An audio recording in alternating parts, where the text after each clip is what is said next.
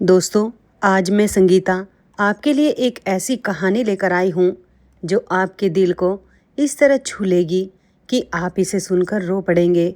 मैं वादा करती हूँ, यह कहानी जब ख़त्म होगी तो आप वही इंसान नहीं रहोगे जो अभी हो।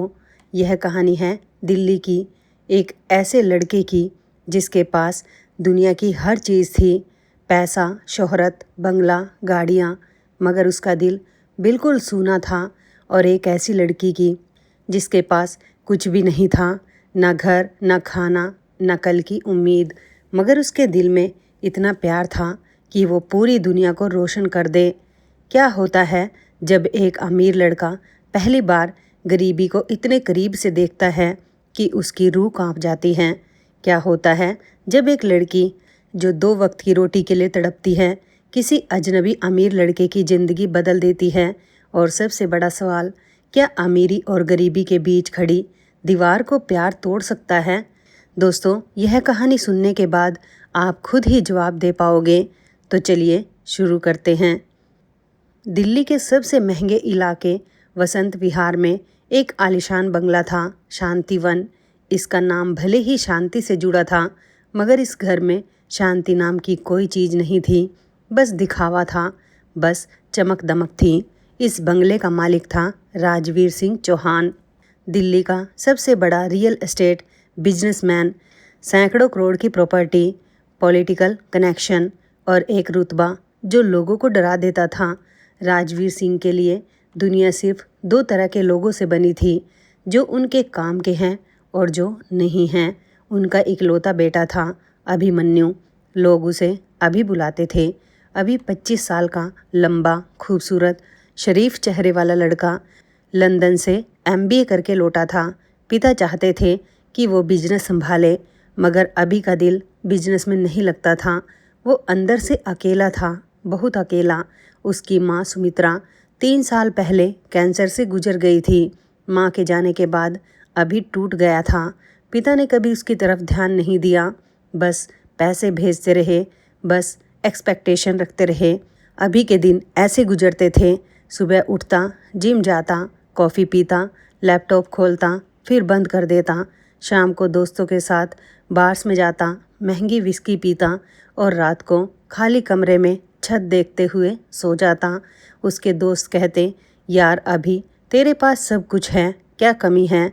अभी मुस्कुरा देता, मगर वो मुस्कान उसके होठों पर रुकती थी, आंखों तक कभी नहीं पहुंचती थी।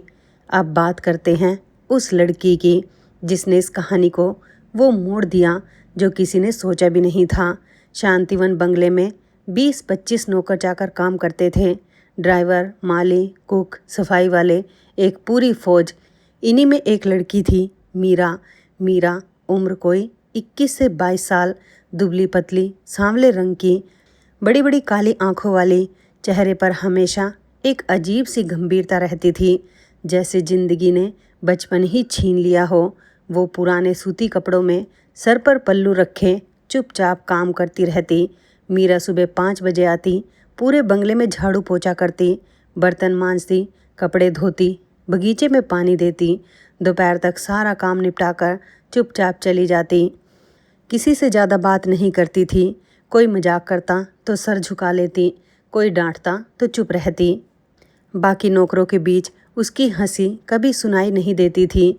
बस एक बार जब बंगले के मालिक आका ने उसे चाय दी थी, तब उसने हल्की सी मुस्कान दी थी, और वो मुस्कान इतनी खूबसूरत थी कि मालिक आका ने बाद में कुक से कहा, बेचारी हंसे तो फूल जैसी लगती है, मगर ज़िंदगी ने हंसने ही नहीं दिया। अभी ने मीरा को कभी ध्यान से नहीं देखा था। उसके लिए नौकर बस फर्नीचर जैसे थे, है तो है, नहीं है तो दूसरे आ जाएंगे। मगर एक दिन कुछ ऐसा हुआ जिसने अभी को पहली बार रुकने पर मजबूर कर दिया। बात अक्टूबर की है। दिल्ली में हल्की ठंड शुरू हो गई थी। रात के 11 बज रहे थे। अभी पार्टी से लौटा, थोड़ा नशे में था, बंगले के पिछले बगीचे से गुजर रहा था कि अचानक एक आवाज़ सुनाई दी। कोई गुनगुना रहा था, बहुत धीमी, बहुत मीठी आवाज़, एक पुराना लोकगीत। अभी रुक गया। उसे लगा शायद कोई म्यूजिक बज रहा है, मगर नहीं, यह किसी इंसान की आवाज़ थी। बगीचे के कोने में नौकरों के क्वार्टर के पास एक पुरानी बेंच पर बैठी मीरा धीरे धीरे गुनगुना रही थी। चांदनी उसके चेहरे पर पड़ रही थी और अभी को लगा जैसे पहली बार उसने किसी को सच में देखा हो। वो चेहरा जो दिन में धूल और पसीने में ढका रहता था, चांदनी में कुछ और ही दिख रहा था। कोई गहरी उदासी थी उन आँखों में, मगर एक अजीब सा नूर भी। अभी कुछ देर खड़ा रहा, फिर पैर की आवाज़ हुई। मीरा चौंक गई। उसने तुरंत गाना बंद किया, खड़ी हो गई, सर झुका लिया। मीरा, माफ़ी साहब, मैं बस अभी नहीं, मैं बस सुन रहा था। अच्छा गाती हो। मीरा ने कोई जवाब नहीं दिया, बस सर झुकाए खड़ी रही। फिर धीरे से बोली, मीरा, मैं चलती हूँ साहब, देर हो गई। वो तेज़ी से चली गई। अभी वहीं खड़ा रहा। उसे समझ नहीं आया कि उसे क्या हो गया है। एक नौकरानी की आवाज़ ने उसे इस तरह क्यों रोक लिया। उस रात अभी को नींद नहीं आई। बार बार वही आवाज़ कानों में गूंजती रही और वो चेहरा चांदनी में भीगा हुआ आंखों के सामने से हटने का नाम नहीं ले रहा था। अगले दिन सुबह अभी नीचे आया तो मीरा बरामदे में पोंछा लगा रही थी।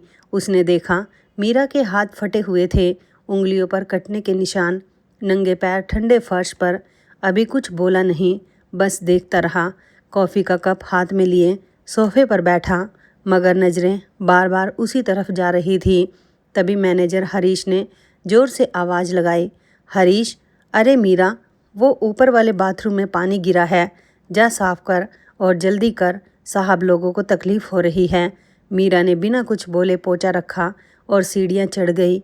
अभी ने पहली बार महसूस किया, यह लड़की कभी ना नहीं कहती, कभी थकान नहीं दिखाती, कभी शिकायत नहीं करती।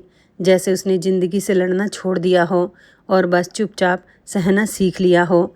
2-3 दिन बाद एक और वाक़या हुआ। अभी का बटुआ ड्राइंग रूम में गिर गया। उसमें काफ़ी कैश था और कुछ इंटरनेशनल क्रेडिट कार्ड्स।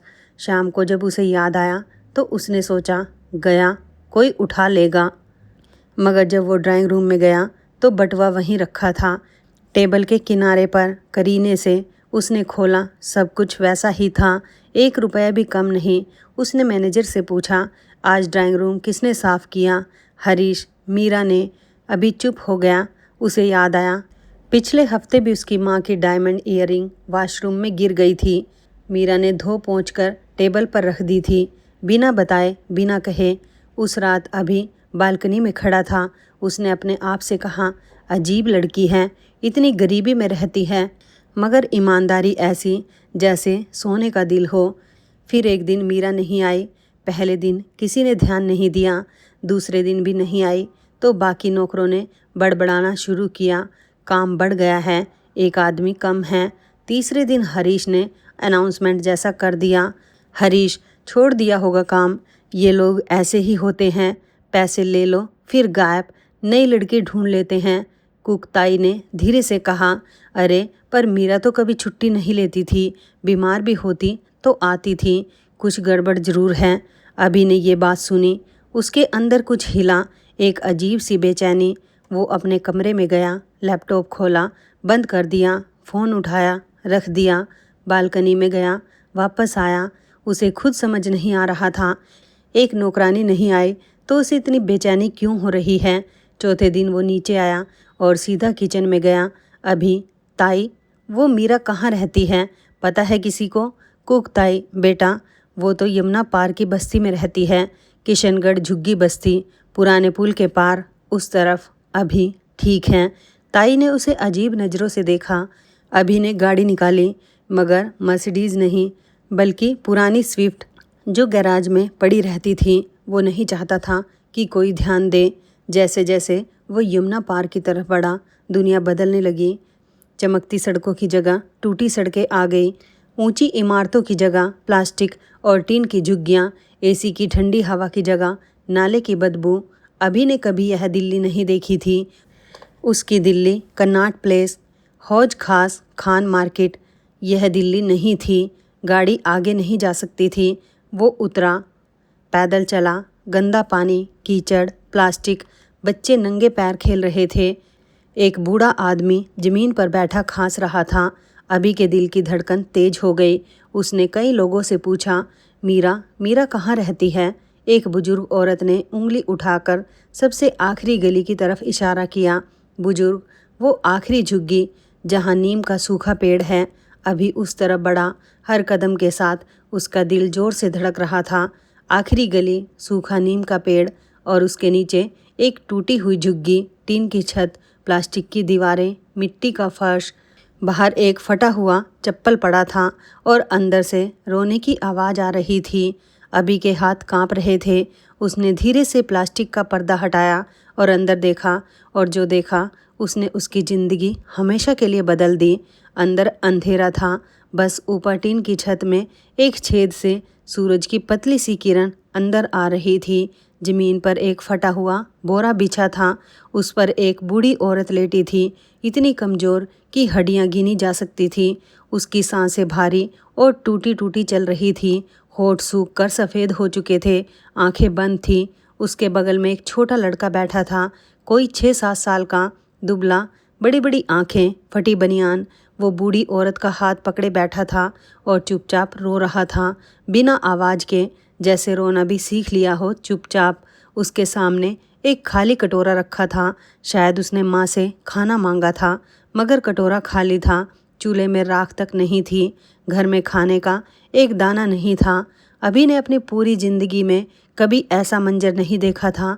उसने गरीबी के बारे में बुक्स में पढ़ा था, डॉक्यूमेंट्री में देखा था, मगर जब गरीबी सामने खड़ी हो, इतनी करीब कि उसकी सांसों की आवाज़ सुनाई दे, तो वो कुछ और ही होती है।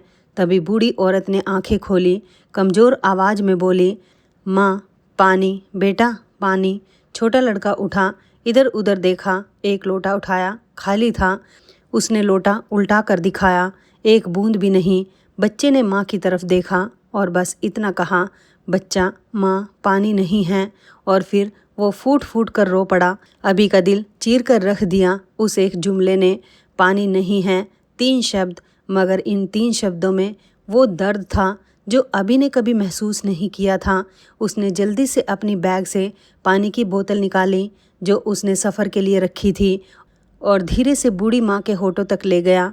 माँ ने कांपते हाथों से बोतल पकड़ने की कोशिश की, मगर ताकत नहीं थी। अभी ने खुद सहारा देकर पानी पिलाया।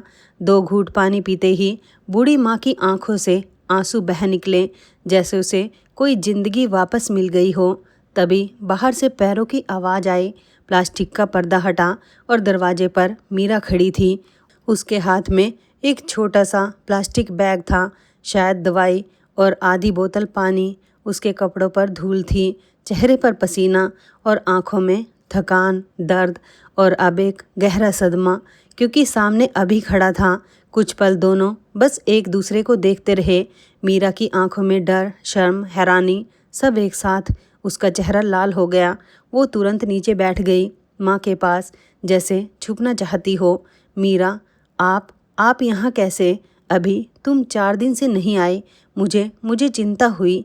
मीरा ने सर उठाकर देखा। शायद पहली बार किसी ने उसकी गैर हाजिरी को चिंता कहा था। उसने धीरे से कहा, मीरा, माँ बीमार है, बुखार बहुत तेज़ था, दवाई के पैसे नहीं थे, 3 दिन लगे इधर उधर से मांगने में, आज जाकर मिली। उसने वो छोटा सा प्लास्टिक बैग दिखाया, उसमें कुछ गोलियाँ थीं। बस 3 दिन भटकने के बाद बस यही मिला था। अभी ने चारों तरफ देखा, झुग्गी में कुछ भी नहीं था। एक फटा बोरा, एक टूटा लोटा, एक खाली कटोरा और 3 जिंदगियां जो भूख, बीमारी और अकेलेपन से लड़ रही थी। अभी, खाना कब खाया तुमने? मीरा चुप रही। अभी, मीरा बोलो, आखिरी बार कब खाया? मीरा ने नज़रें नीचे रखी। मीरा, कल रात को बच्चे ने बिस्किट का आधा टुकड़ा खाया था, माँ ने कुछ नहीं खाया, और मैं। उसने जुमला पूरा नहीं किया, मगर बात पूरी हो गई थी। अभी का गला भर आया। उसने जेब से पैसे निकाले और मीरा की तरफ बढ़ाए। अभी, ये लो, कुछ खाना लाओ। अभी। मीरा तुरंत पीछे हट गई, जैसे उन पैसों में करंट लगा हो। मीरा, नहीं साहब, मैं ले नहीं सकती, हम भीख नहीं लेते।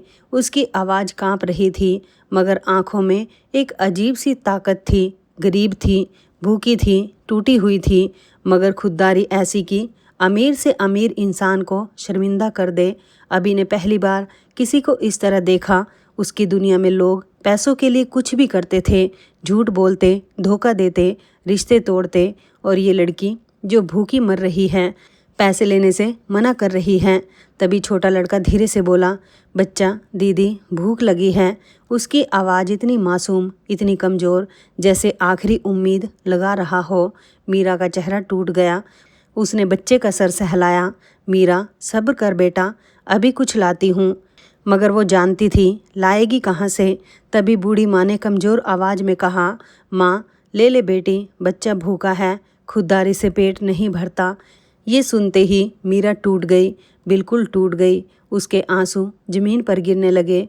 उसने कांपते हाथों से पैसे लिए और सर झुका लिया। अभी ने तुरंत कहा, अभी मैं खुद लाता हूँ, तुम यहीं रहो। वो बिना जवाब सुने बाहर निकल गया। गली में आते ही उसे लगा जैसे सांस रुक रही है। आंखों में पानी था, हाथ कांप रहे थे।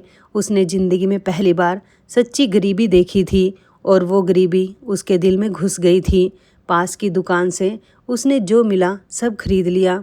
चावल, दाल, आटा, तेल, दूध, अंडे, ब्रेड, बिस्किट, फल, दवाइयाँ, कंबल और एक छोटा केरोसिन स्टोव। दुकानदार ने अजीब नज़रों से देखा, पर अभी को कोई परवाह नहीं थी। जब वो सामान लेकर झुग्गी में पहुंचा, छोटे लड़के की आंखें चमक उठी। वो ऐसे देख रहा था जैसे कोई जादू हो गया हो। मीरा ने खामोशी से सामान लिया। उसकी आंखें भीगी थी, मगर होठों पर कुछ नहीं था। उसने चूल्हा जलाया। कुछ ही देर में पहली बार उस झुग्गी में खाने की खुशबू फैली। बूढ़ी माँ ने आंखें खोली, सूंघा और उनके चेहरे पर एक हल्की सी मुस्कान आई, जैसे बरसों बाद जिंदगी वापस लौटी हो। मीरा ने पहले माँ को खिलाया, धीरे धीरे चम्मच से, जैसे कोई बच्चे को खिलाता है। फिर छोटे भाई को। भाई खाते खाते रोने लगा, खुशी के आंसू। और मीरा ने आखिर में खाया, सबसे बाद। अभी ने पूछा, अभी तुमने पहले क्यों नहीं खाया? मीरा, जब तक वो भूखे हैं मेरा खाना नहीं उतरता। अभी को लगा जैसे किसी ने उसके सीने में हाथ डालकर दिल पकड़ लिया हो। यह लड़की खुद भूखी है, खुद टूटी है, खुद बीमार है, मगर पहले दूसरों के बारे में सोचती है। उसे याद आया उसके अमीर दोस्त जो हज़ारों के खाने में से एक बाइट लेकर प्लेट छोड़ देते हैं, और यहाँ एक लड़की है जो भूखे पेट दूसरों को खिला रही है। अभी बाहर आया, गली के नुक्कड़ पर एक पल रुका, पीछे मुड़कर देखा। वो टूटी झुग्गी, वो सूखा नीम, वो धुआं, सब कुछ उसकी आंखों में जल रहा था। कार में बैठा तो ड्राइवर ने शीशे में देखा, साहब की आंखें लाल थीं। घर पहुंचा, दरवाज़ा खुला, एसी की ठंडी हवा, संगमरमर का फर्श, महंगी पेंटिंग, सब कुछ वहीं था। मगर आज सब कुछ भारी लग रहा था, बोझ जैसा। वो सीधा कमरे में गया, बिस्तर पर बैठ गया और बहुत देर तक छत देखता रहा। उसे अपनी माँ याद आ गई, सुमित्रा। जब माँ बीमार थी तो उनके कमरे में 10 डॉक्टर आते थे, महंगी दवाइयाँ, प्राइवेट नर्स, एसी रूम, और फिर भी माँ नहीं बची। और मीरा की माँ एक झुग्गी में फटे बोरे पर, बिना दवाई, बिना खाना, बिना किसी के, बस एक भूखी बेटी और एक मासूम बच्चे के सहारे। अभी को लगा दुनिया कितनी गलत बनी है, कितनी बेइंसाफ। एक तरफ लोग खाना फेंकते हैं और दूसरी तरफ बच्चे भूख लगी है बोलकर रोते हैं। उस रात उसने खाना नहीं खाया। डाइनिंग टेबल पर पकवान सजे थे, मगर उसे हर बार वो खाली कटोरा याद आ रहा था, वो खाली लोटा। रात को बालकनी में खड़े खड़े उसने अपने आप से कहा, तू क्या कर रहा है ज़िंदगी में? पार्टी, विस्की, नेटफ्लिक्स, शॉपिंग, इसे ज़िंदगी कहते हैं? तेरे पास सब कुछ है और तू खुश नहीं। उस लड़की के पास कुछ नहीं है और वो अपनों के लिए जी रही है। असली ज़िंदगी कौन जी रहा है, तू या वो? अचानक उसे याद आया, मीरा की माँ की हालत बहुत ख़राब है, अगर इलाज नहीं हुआ तो। यह सोचकर उसका दिल बैठ गया। उसने तुरंत फ़ोन उठाया और फैमिली डॉक्टर शर्मा को कॉल किया। अभी, डॉक्टर साहब, आपको अभी मेरे साथ चलना होगा, एक मरीज़ है, बहुत सीरियस है। डॉक्टर शर्मा, अभी रात के 12 बज रहे हैं बेटा। अभी प्लीज़ डॉक्टर, ज़िंदगी और मौत का मामला है। कुछ तो था अभी की आवाज़ में, शायद वो डेस्परेट सच्चाई कि डॉक्टर तैयार हो गए। रात के सन्नाटे में कार फिर उसी दिशा में दौड़ रही थी। शहर सो रहा था, सड़कें खाली, सिर्फ हेडलाइट की रोशनी। जब कार झुग्गी बस्ती के पास रुकी, डॉक्टर शर्मा चौंक गए। डॉक्टर, यहाँ? अभी बेटा, यहाँ कौन है? अभी? चलिए डॉक्टर, बस चलिए। तंग गली, अंधेरा, कीचड़। डॉक्टर ने शायद अपनी पूरी प्रैक्टिस में ऐसी जगह विजिट नहीं की थी। झुग्गी के बाहर पहुँचे। अंदर से सिसकियों की आवाज़ आ रही थी। अभी का दिल जोर से धड़का। कहीं देर तो नहीं हो गई। उसने पर्दा हटाया। अंदर मीरा माँ के पास बैठी रो रही थी। छोटा भाई कोने में सहमा हुआ। माँ की सांसें और तेज हो गई थी। बुखार बहुत ज़्यादा था। मीरा ने अभी को देखा और इस बार उसकी आंखों में डर नहीं, उम्मीद थी। जैसे उसे पता था यह आएगा। डॉक्टर ने तुरंत चेक किया। पल्स बहुत कमज़ोर, ब्लड प्रेशर गिरा हुआ, तेज बुखार, डिहाइड्रेशन, मेलन्यूट्रिशन। डॉक्टर, बहुत कमज़ोर है, ऐसे नहीं चलेगा, इन्हें हॉस्पिटल ले जाना होगा। अभी? ले चलते हैं अभी। मीरा घबरा गई। मीरा, हॉस्पिटल? साहब, हमारे पास पैसे नहीं हैं, हॉस्पिटल तो। अभी? मीरा, पैसों की बात मत करो, अभी सिर्फ माँ की बात करो। उस एक जुमले ने मीरा को चुप कर दिया। उसकी आंखों से आंसू बहने लगे, मगर इस बार वो आंसू शुक्रगुजारी के थे। अभी ने माँ को गोद में उठाया। हाँ, खुद उठाया। वो इतनी हल्की थी कि उसे लगा जैसे हवा उठा रहा हो। हड्डियों का ढांचा। गली से गुजरते वक्त कुछ लोगों ने देखा, एक अमीर लड़का एक बूढ़ी औरत को गोद में उठाए रात के अंधेरे में झुग्गी से बाहर निकल रहा है। किसी को यकीन नहीं हो रहा था।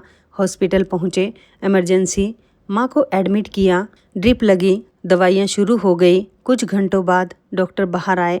डॉक्टर, हालत बहुत ख़राब थी मगर अब स्टेबल हैं, 2-3 हफ्ते लगेंगे। अगर आज नहीं लाते तो शायद सुबह तक। डॉक्टर ने बात पूरी नहीं की मगर सब समझ गए। मीरा दीवार से टेक लगाकर ज़मीन पर बैठ गई। उसने घुटनों में सर छुपा लिया और ज़ोर ज़ोर से रोने लगी। सारा बोझ, सारी ताकत, सारी खुददारी सब एक साथ टूट गई। छोटा भाई उससे लिपटकर रो रहा था।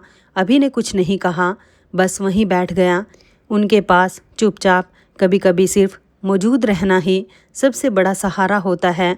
सुबह की पहली किरण हॉस्पिटल की खिड़की से आई। मीरा ने आंखें खोली, देखा अभी भी वहीं बैठा है। पूरी रात उसकी आंखों में नींद थी मगर वो गया नहीं। मीरा ने बिल्कुल पहली बार उसकी तरफ सीधा देखा और धीमी आवाज़ में बोली, मीरा, आपने ऐसा क्यों किया? हम कोई आपके नहीं हैं। अभी ने एक पल सोचा, फिर कहा, अभी, शायद इसलिए क्योंकि अब तक मैं सिर्फ अपनों के लिए जिया और खुश नहीं रहा। आज पहली बार किसी अनजान के लिए कुछ किया और दिल को सुकून मिला। मीरा कुछ ना बोल सकी, बस आंसू बहते रहे। माँ हॉस्पिटल में ठीक हो रही थी। अभी रोज आता, दवाइयाँ, खाना, ज़रूरत का सामान सब वो लेकर आता, मगर सिर्फ सामान नहीं, अपना वक्त भी लाता। छोटे भाई को, जिसका नाम रोहन था, पढ़ाने लगा। रोहन ब्रिलियंट था, मैथ में तेज, मगर कभी स्कूल गया ही नहीं। अभी ने उसे अल्फ़ाबेट सिखाए, नंबर सिखाए। रोहन की आंखों में वो चमक थी जो अभी ने कभी अपनी आंखों में नहीं देखी। एक दिन रोहन ने पूछा, रोहन भैया, स्कूल कैसा होता है? अभी, बहुत अच्छा होता है, दोस्त होते हैं, खेल होते हैं, किताबें होती हैं। रोहन, क्या मैं कभी जा पाऊँगा? अभी ने उसका सर सहलाया। अभी, तू जरूर जाएगा, मेरा वादा। रोहन ने उसे गले लगा लिया, इतनी ज़ोर से जैसे डर हो कि अगर छोड़ दिया तो ये ख्वाब टूट जाएगा। मीरा यह सब देख रही थी। उसकी आंखों में एक अजीब सा भाव था, शुक्रगुजारी, हैरानी और कुछ ऐसा जो वो खुद भी नहीं समझ पा रही थी। धीरे धीरे अभी और मीरा के बीच बातचीत बढ़ने लगी। पहले बहुत फॉर्मल, साहब, जी साहब, फिर थोड़ी आसान, फिर और आसान। एक दिन हॉस्पिटल की छत पर दोनों खड़े थे। शाम का वक्त, दिल्ली की स्काई लाइन दिख रही थी। अभी, मीरा, तुम कभी स्कूल गई? मीरा, 5वीं तक, फिर पापा की तबीयत खराब हो गई, पढ़ाई छूट गई। अभी, पापा। मीरा चुप हो गई, फिर बहुत धीरे बोली, मीरा, पापा कारखाने में काम करते थे। एक दिन मशीन में हाथ आ गया, काम छूट गया, फिर बीमार पड़ गए। 2 साल लड़े, फिर चले गए। उसकी आवाज़ सपाट थी, जैसे इतना रो चुकी है कि अब आंसू भी नहीं बचे। मीरा, पापा के जाने के बाद सब खत्म हो गया। माँ बीमार पड़ गई, रोहन छोटा था, मुझे काम पर जाना पड़ा। पहले एक घर, फिर 2, फिर 3, सुबह से शाम, बस इतनी ही जिंदगी रह गई। अभी, तुमने कभी अपने लिए कुछ सोचा?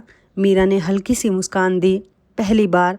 मीरा, अपने लिए सोचने की लग्जरी हमारे पास नहीं होती साहब। वो लग्जरी शब्द एक गरीब लड़की की जुबान से अभी के दिल में तीर की तरह लगा। माँ हॉस्पिटल से घर आ गई। अभी ने झुग्गी की मरम्मत करवाई। नई छत, पक्की दीवारें, पानी का इंतजाम। रोहन को पास के स्कूल में एडमिशन दिलवाया। मीरा को अच्छी दवाइयाँ दिलवाई। मगर जैसे जैसे अभी का आना जाना बढ़ा, बस्ती में फुसफुसाहटें शुरू हो गई। अमीर लड़का रोज आता है, किस लिए? लड़की ने फंसा लिया होगा। ये अमीर लोग ऐसे ही करते हैं, यूज़ करके छोड़ देते हैं। बेशर्म, शर्म नहीं आती। ये जहरीली बातें मीरा के कानों तक पहुंची। उसका चेहरा मुरझा गया। एक शाम जब अभी आया, मीरा ने बाहर आकर कहा और उसकी आवाज़ में दर्द था, मीरा साहब अब मत आइए, लोग गलत बातें कर रहे हैं, मेरी इज्जत का सवाल है। अभी को गुस्सा आया, मगर मीरा पर नहीं, उन लोगों पर जो एक अच्छे काम को गंदा बना रहे हैं। अभी, मीरा अगर मैं नहीं आऊँगा तो माँ का इलाज, रोहन की पढ़ाई और तुम। मीरा, हम पहले भी अकेले थे, संभाल लेंगे। मगर उसकी आवाज़ कांप रही थी। वो जानती थी अकेले संभालना मुमकिन नहीं, मगर समाज की जुबान ने उसे इतना डरा दिया था कि वो मदद भी नहीं ले पा रही थी। तभी अंदर से माँ ने आवाज़ दी, माँ, मीरा अंदर बुलाओ उसे। मीरा ने हैरानी से अंदर देखा। माँ बिस्तर पर बैठी थी, पहली बार इतनी ताकत से। माँ, बेटा अंदर आओ। अभी अंदर गया। माँ ने उसकी तरफ देखा, फिर मीरा की तरफ, और फिर बोली इतने प्यार से, इतनी गहराई से कि पूरी झुग्गी जैसे पवित्र हो गई। माँ, बेटा दुनिया बोलेगी, हमेशा बोलती है। जब हम भूखे मर रहे थे तब कोई नहीं बोला, जब मैं तड़प रही थी तब कोई नहीं आया, और तू आया बेटा। भगवान ने तुझे भेजा है, और भगवान जो भेजता है उसे दुनिया की बातों से मत रोक। फिर उन्होंने अभी का हाथ पकड़ लिया। उनकी आंखों से आंसू बह रहे थे। माँ, खुश रह बेटा, तू बहुत अच्छा इंसान है। अभी का गला भर आया। पहली बार अपनी माँ के जाने के बाद किसी ने उसे इस तरह दुआ दी थी, इस तरह अपना माना था। रोहन ने आकर अभी का हाथ पकड़ लिया। रोहन भैया, आप आना, हमें अच्छा लगता है, उन लोगों की बात मत सुनना। अभी ने गहरी सांस ली, मीरा की तरफ देखा। मीरा ने नज़रें नीचे की, मगर इस बार शर्म से नहीं, किसी और एहसास से। अभी, मैं आता रहूँगा, और कोई कुछ भी कहे मुझे फ़र्क नहीं पड़ता, क्योंकि मैं जानता हूँ मैं सही कर रहा हूँ। दिन गुजरते गए, हफ्ते महीनों में बदले। अभी अब उस परिवार का हिस्सा बन चुका था। माँ उसे बेटा कहती, रोहन उसे भैया कहता, और मीरा अब उसे साहब नहीं कहती थी। एक दिन अभी ने नोटिस किया, मीरा ने उसे अभी कहा, बस यूं ही बातों बातों में, मीरा अभी चाय रख दी है। और फिर जैसे उसे रियलाइज़ हुआ, उसका चेहरा लाल हो गया। वो तुरंत पलट गई। अभी मुस्कुरा दिया चुपचाप, मगर उसके दिल में कुछ खिला, कुछ ऐसा जो पहले कभी नहीं खिला था। एक शाम दोनों छत पर बैठे थे। दिल्ली का आसमान तारों से भरा था, जो बस्ती की रोशनियों के बावजूद दिख रहे थे। मीरा, अभी तुम्हारी माँ कैसी थी? अभी ने पहली बार किसी के सामने अपनी माँ के बारे में बात की। कैसे माँ उसे कहानियाँ सुनाती थी, कैसे बीमारी में भी मुस्कुराती थी, और कैसे आखिरी दिन उन्होंने कहा था, बेटा अच्छा इंसान बनना, पैसे तो सब कमाते हैं, अच्छाई कमाना मुश्किल है। अभी की आंखों में पानी आ गया। उसने 3 साल में पहली बार माँ के बारे में बात की थी। मीरा ने कुछ नहीं कहा, बस उसका हाथ धीरे से अपने हाथ में ले लिया। सिर्फ इतना, बस इतना, कोई शब्द नहीं, कोई बड़ा सीन नहीं। बस 2 टूटे हुए इंसानों ने एक दूसरे का हाथ पकड़ा, और दोनों को लगा जैसे दुनिया की सारी ताकत उनके हाथों में आ गई। अभी ने मीरा की तरफ देखा। चांदनी उसके चेहरे पर पड़ रही थी, बिल्कुल उसी तरह जैसे पहली रात बगीचे में, और उस पल उसे यकीन हो गया, यह वो इंसान है जिसके साथ वो बाकी ज़िंदगी गुजारना चाहता है। मगर कहा नहीं, अभी नहीं, बस हाथ पकड़े बैठा रहा, और दोनों के बीच वो खामोशी थी जो 1000 शब्दों से ज़्यादा बोल रही थी। मगर ये खुशी ज़्यादा दिन नहीं रही। एक दिन अभी के पिता राजवीर सिंह को पता चला सब कुछ। किसी ने बताया कि अभी एक झुग्गी बस्ती की नौकरानी के परिवार पर लाखों खर्च कर रहा है, और उस लड़की के साथ कुछ चल रहा है। राजवीर सिंह का चेहरा गुस्से से लाल हो गया। उन्होंने अभी को बुलाया। पिता, क्या बकवास है ये? एक नौकरानी, तू शर्म नहीं करता? चौहान खानदान का नाम मिट्टी में मिला देगा। अभी पापा वो एक अच्छी लड़की है, उसका परिवार मुसीबत में था, मैंने बस मदद की। पिता मदद? करोड़ों का वारिस एक झुग्गी वाली के चक्कर में कल पूरी दिल्ली हंसेगी। अभी मुझे दिल्ली की हंसी से ज़्यादा उन लोगों की ज़िंदगी की फ़िक्र है। पिता ने मेज़ पर हाथ मारा। पिता सुन, या तो उस लड़की से सारे ताल्लुकात ख़त्म कर या फिर इस घर से निकल जा। प्रॉपर्टी, पैसा, बिजनेस सब ख़त्म, तेरा फैसला। अभी कुछ पल चुप रहा। उसकी आंखों में आंसू थे मगर आवाज़ में कांप नहीं था। अभी पापा माँ कहती थी अच्छा इंसान बनना पैसे कमाने से ज़्यादा मुश्किल है। आज मैं वही कर रहा हूँ। फिर वो मुड़ा और कमरे से बाहर चला गया। अभी ने वो रात एक छोटे से किराए के कमरे में गुजारी। अगली सुबह सबसे पहले वो मीरा के पास गया। उसने मीरा से कहा, अभी मैंने सब कुछ छोड़ दिया, बंगला, पैसा, बिजनेस, पिता का साया, सब। मीरा घबरा गई। मीरा, मेरी वजह से नहीं अभी, तुम वापस जाओ। मैं नहीं चाहती कि अभी तुम्हारी वजह से नहीं, अपनी वजह से। पहली बार मुझे पता चला कि मैं कौन हूँ। पहली बार मुझे अपनी ज़िंदगी जीने का मतलब समझ आया और वो मतलब तुमने सिखाया। मीरा की आंखों से आंसू बह निकले। रोहन ने अभी का हाथ पकड़ लिया। माँ ने दूर से आशीर्वाद दिया और अभी को पहली बार सच्ची खुशी मिली। वो खुशी जो पैसों से नहीं प्यार से आती है। वो खुशी जो बड़े बंगलों में नहीं टूटी छतों के नीचे मिलती है। वो खुशी जो दुनिया की चमक में नहीं किसी की आंखों की चमक में होती है। दोस्तों, मैं संगीता और ये थी कहानी टूटी छत के नीचे चांदनी, आपके चैनल असरदार हिंदी कहानियाँ पर। इस कहानी की सीख बस यही है, असली अमीरी पैसों में नहीं दिल में होती है। जो इंसान दूसरों के दर्द को अपना दर्द समझे वही सबसे अमीर है। अब बताइए, क्या आप अभी की जगह होते तो पिता का घर छोड़ने की हिम्मत कर पाते? क्या आप किसी अनजान गरीब परिवार की जिम्मेदारी उठा सकते थे? इस कहानी में सबसे बड़ा त्याग किसका था, अभी का, मीरा का या उस माँ का? कमेंट में ज़रूर बताइएगा। अगर इस कहानी ने आपका दिल छुआ हो तो लाइक ज़रूर कीजिए, अपने दोस्तों और परिवार को शेयर कीजिए ताकि इंसानियत की ये रोशनी और लोगों तक पहुँचे। और अगर आप ऐसी ही दिल को छू लेने वाली कहानियाँ सुनना चाहते हैं तो असरदार हिंदी कहानियाँ को सब्सक्राइब करना बिल्कुल मत भूलिए। बेल आइकन दबा दीजिए ताकि हर नई कहानी की नोटिफिकेशन सबसे पहले आपको मिले। मिलते हैं अगली कहानी में, तब तक अपना ख्याल रखिए, अच्छे बनिए और किसी के काम आइए। धन्यवाद दोस्तों।